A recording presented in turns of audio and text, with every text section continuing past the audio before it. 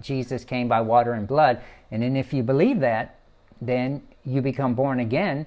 That is your born again spirit bearing witness that Jesus came by water and blood, because that's what makes the spirit born again. And then we're going to go back to those verses, and you'll see these three things are one. In other words, you can't change any aspect of water, blood, and born again spirit without changing the whole thing.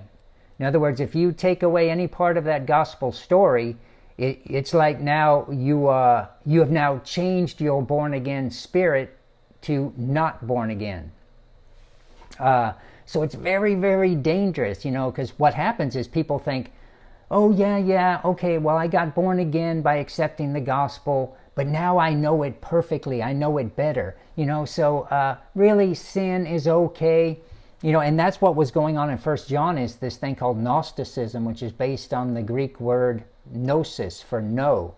And so they felt like, okay, well, I have the superior knowledge. I've excelled so much in grace. I'm the one that really understands that grace is such a free gift that it's okay to sin. These people who are trying to walk righteous, they're really, more legalistic people. They really don't understand the grace like I do. So they thought they had a superior knowledge. And that's how they got labeled with the term Gnosticism. Now, we don't use the word Gnosticism, Docetism, dualism, but Christians end up doing the same thing. Matter of fact, one of the biggest workarounds or clever wordplay that you see is in the hyper grace movement, where they say you don't have to repent.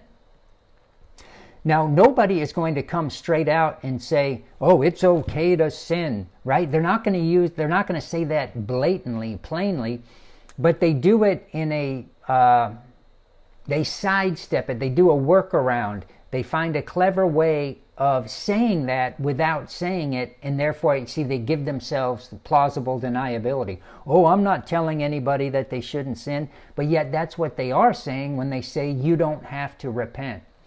You don't have to repent. When the hyper grace message teaches that, that is exactly word for word saying it is okay to sin. And so they're the modern day Gnostics. So 1 John is absolutely writing to hyper grace people.